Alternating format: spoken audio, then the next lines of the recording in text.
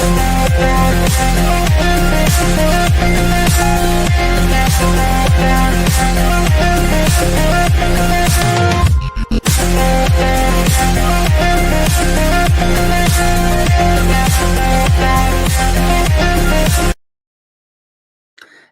there, everybody, and welcome to the Entertainment Headquarters. And this is my second review of this week. This is just, a quick review on a film that I saw not long ago. It's been out for a while, but I just didn't have the opportunity to see it in theaters. It's probably one of the only other films this year that I really wanted to see in theaters, but unfortunately, I just didn't have the time and I've had to wait till it's hit streaming. And I'm talking about a film of a franchise that I absolutely adored as a kid. I was born in 1983. Yes, I am old as a fuck, but never mind. I was born in 1983, and that was the time that this franchise really took off. And I was a bit older when I saw this franchise, but they kept on showing the reruns of the television shows, and I eventually got to see the first animated movie of this series. And it was just amazing. I just loved it. And of course, I am talking about none other than the original Transformers. So Transformers Generation 1, it's hard to believe that out of a concept for a toy line that we got such an amazing franchise that has lore, that has depth, that has grown over years and years. It's great storytelling within the world of the comic books and on television and other iterations of these characters and series. And of course, it sparked just a phenomenal franchise. And of course, I remember Generation 1, G1, the original show way back from the 1980s, which was, had the amazing voice talent of Peter Cullen and also Frank Welker, who voiced Megatron, and they are the go-to actors for those particular characters, Megatron and Optimus Prime. But, there's been different versions, different, iterations of these characters in different shows. We had Beast Wars, which was a prequel series to Before They Awoken on Earth. You then had, I think it was Armada, Energon, Cybertron. You've had other shows. The last show that I seen, because I kind of checked out for a while, was, of course, the Transformers Prime series, which brought back Peter Cullen as the voice of Optimus Prime. We've had many different comics. We've had the IDW comics. We had the Marvel comics. We had the Dreamwave comic series, which was the first series I started reading after a very long time of being away, which I thoroughly enjoyed. And then, of course, we have had the Michael Bay movies, which for me have been a bit of a disappointment. And why have they been a bit of a disappointment? They have been a bit of a disappointment because the writing of those movies have just gotten lazier and haven't been as entertaining. And the characters, for me, they just haven't hit the mark with the characters themselves. But this is what has led us to the first animated movie for Transformers in 20 odd plus years, Transformers 1. So let's get into it. So, Transformers 1 is a 2024 American animated science fiction action film based on Hasbro's Transformers toy line. It was directed by Josh Cooly from a screenplay of Eric Pearson's and the writing duo of Andrew Barra and Gabriel Ferrari. Based on a story by Barra and Ferrari, the film features the voices of Chris Hemsworth, Brian Tyree Henry, Scarlett Johansson, Keegan-Michael Key, Steve Buscemi, Laurence Fishburne, and Jon Hamm. So that is the amazing voice cast, and I do think they do a really good job. The untold origin story of Optimus Prime and Megatron, better known as sworn enemies, but who once were friends, bonded like brothers who change the face of Cybertron forever. So basically, that's the concept of Transformers 1. It is the origin story of Megatron and Optimus Prime and how these two very close friends became the greatest of enemies. And for me, it was a joyride. I'm not really big into a lot of animation. I don't really go to the cinemas to see a lot of animation. It has to be something that I've already been connected to or something that stands out for me to want to go to the theatres to see an animated movie. The last animated movie I probably seen was on Netflix, was The Sea Beast, which I thought was fantastic. Great writing, great characters, great story, just all around an amazing movie. And I hear there's a sequel. As for Transformers, I checked out a while ago, except for Transformers Prime, because, like I say, that caught my eye. Then there was the announcement of Transformers 1, and we never heard or seen anything for quite a while. Then all of a sudden, boom, we got the first trailer.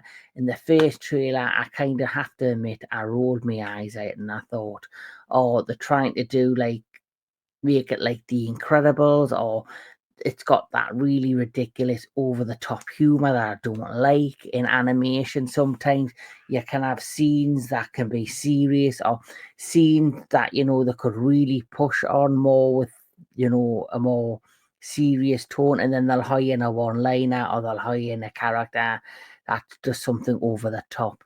And I felt that's what this was going to be. And then the second trailer dropped. Much more serious trailer, had a much more of the classic Transformers feel to it. So that swayed me to want to see this. Here we are, months later, I finally got to see the movie, and I can say it was a really good, pleasant surprise. With Transformers 1, it starts off where you have a very, very adventurous Arion Pax, who is Optimus Prime, played usefully by Chris Hemsworth, who brings like this youthful flair, a lot of youthful energy to Optimus Prime. He's very enthusiastic, he's very adventurous. He's trying to solve a problem or trying to help to solve a problem. And then you have, Tyree Henry, who is playing a youthful Megatron who is known as D12. And basically, what the story starts off as is you hear this monologue with the Primes, the first ever Transformers that were created by Primus. And basically, the monologue states that there was a great war against the Quintessons where they fought against the Quintessons, defeated the Quintessons. Cybertron has been in peace, and the matrix of leadership is went missing. And so the whole story starts off as a kind of a lost treasure movie of trying to find the matrix of leadership. And during this time, there are different ranks within the Transformers. So the hierarchy is Sentinel Prime, who was the only Prime that survived the original battle many years before. He has the ability to transform, so do all the upper rank Transformers.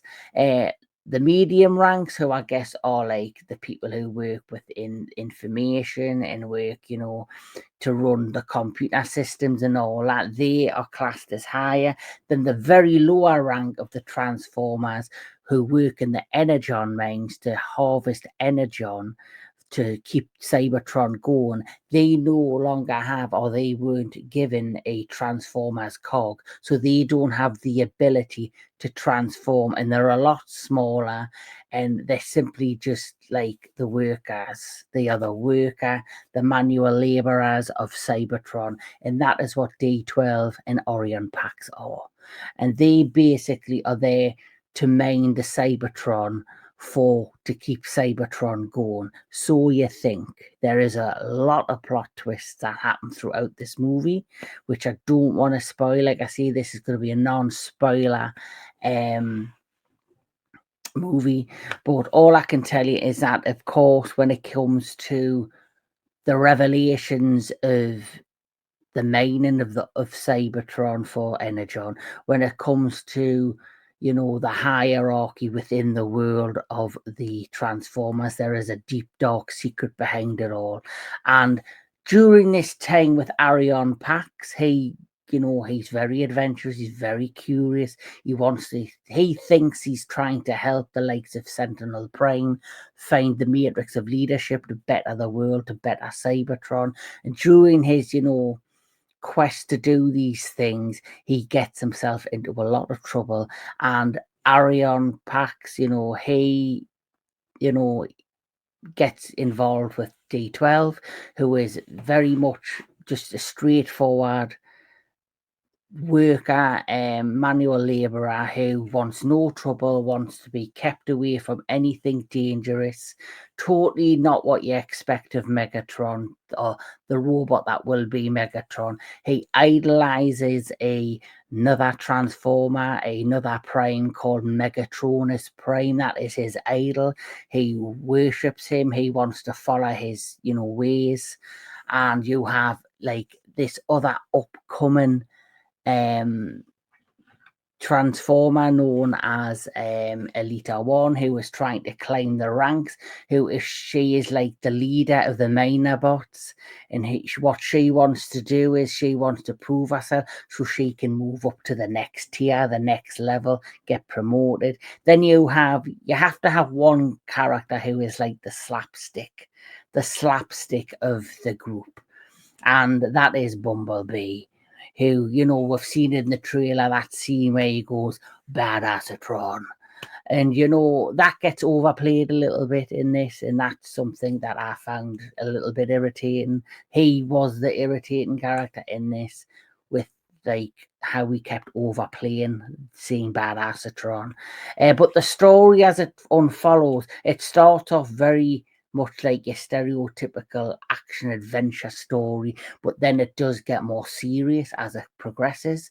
The characters go from being fun-loving, bubbly characters that you expect in animated movies to then becoming more serious, more grown-up, and the plot then dive forward to seeing when things are slowly revealed. You see D12 go from being just this very relaxed, very normal, calm robot to this enraged, angry, vengeful robot Transformer who wants to destroy everything in his path, because basically everything he's believed in has been a lie.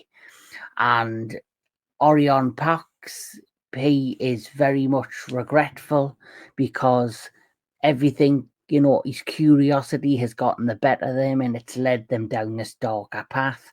And now he is full of regret because it's because of him that now D12 is now starting to turn into something that he wasn't before. So it's great storytelling from start to finish when it comes to the beginnings of Megatron, the birth of him from D12 to Megatron. It's really interesting to see right at the beginning how you could have seen Arion Pax turn into a villain, being so curious, having all this curiosity, thinking he's doing the right thing, but every time he does the right thing, it leads to bad things happening. You could have easily made that a way of him turning into the villain, but then to see what happens with D12 turning into Megatron. And then, of course, you have the other robots involved. So here's a quick look at some of the robots. There's Orion Pax, aka Optimus Prime. You have D12, who becomes Megatron. You have then, of course, Elita One, who for me was a fun character. It was lovely to see Scarlett Johansson.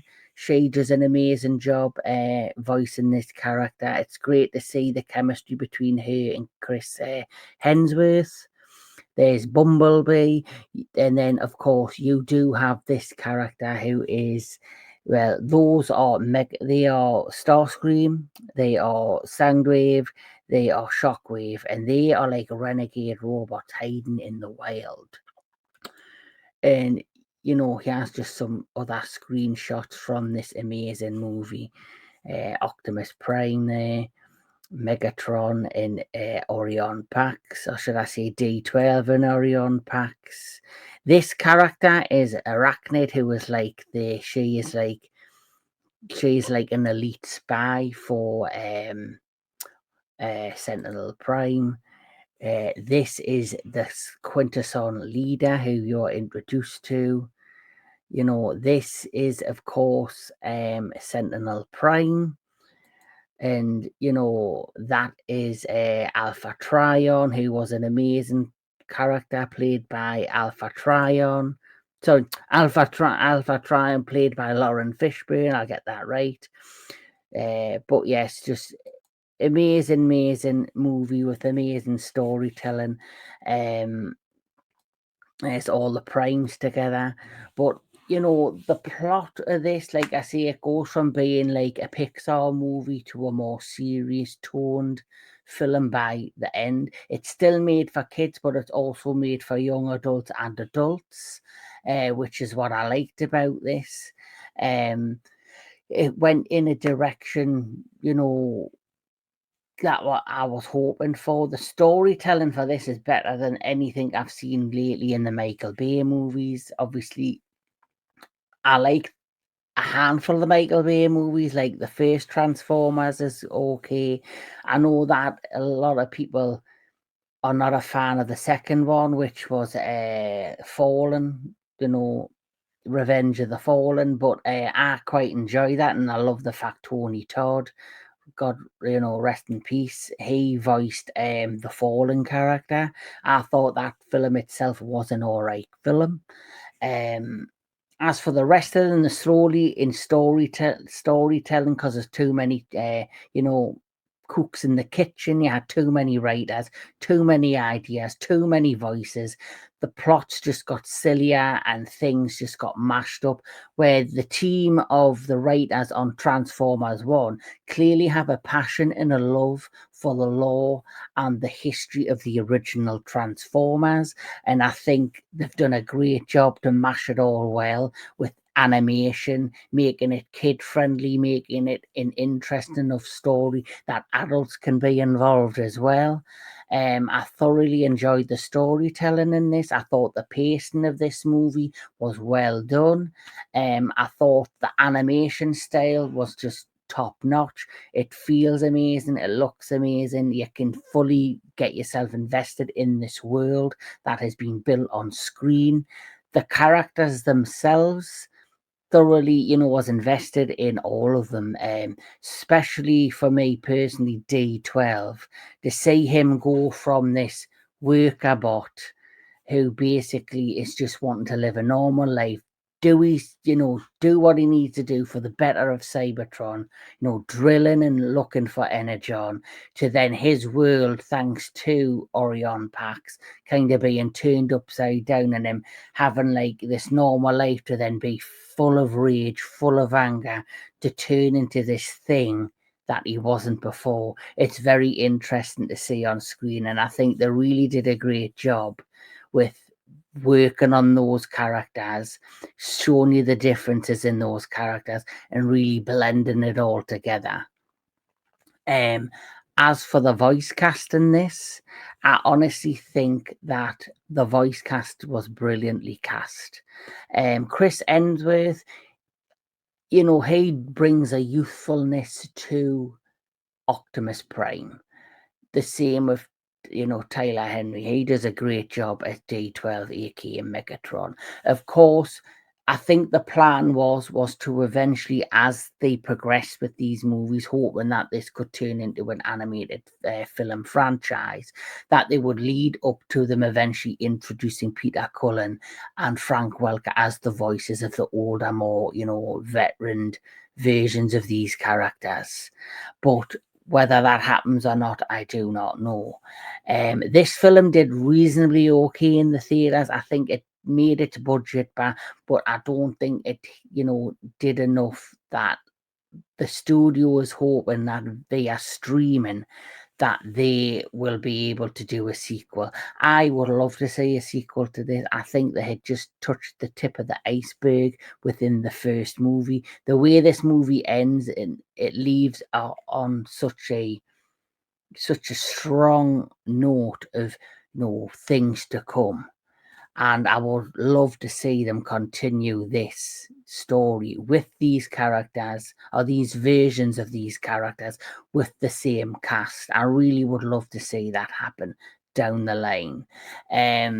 The voice work, like I say, is amazing. I was really surprised with Chris Hemsworth, with what he brought to Optimus Prime. Yes, it's not Peter Cullen.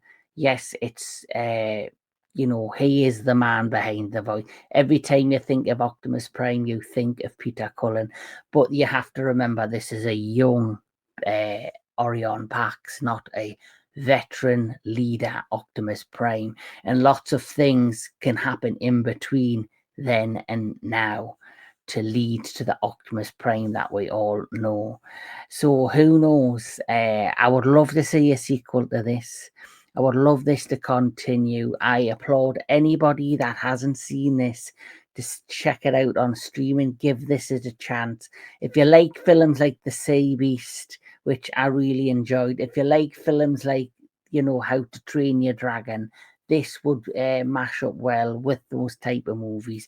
It's not completely Pixar, where Pixar always have like a moral message behind their movies and are always there to basically tell you a story that teaches you a lesson in life.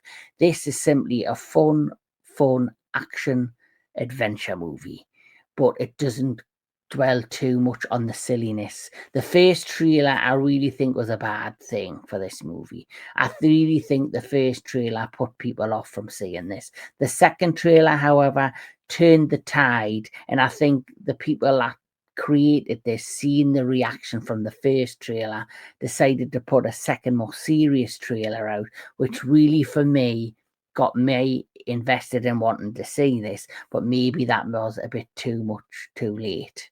But I'm hoping through good word of mouth, because this film had amazing reviews all around, including this one, and it had a great cinema score, but unfortunately people just chose not to go to theaters to see it for whatever reason, including myself, just because time was short and I just didn't get the time to see it. But in all, great storytelling, the voice cast, amazing. Cinematography, the animation style that they've used on this movie is really well done. They really build an amazing world. Like I say, the story is very in-depth. You're fully invested. The final last part of this movie, between, the enragement of D12, who becomes Megatron, to seeing Orion Pax run to the rescue. It's just the thrill ride, the last half of this movie. It feels fully formed as a proper Transformers adventure.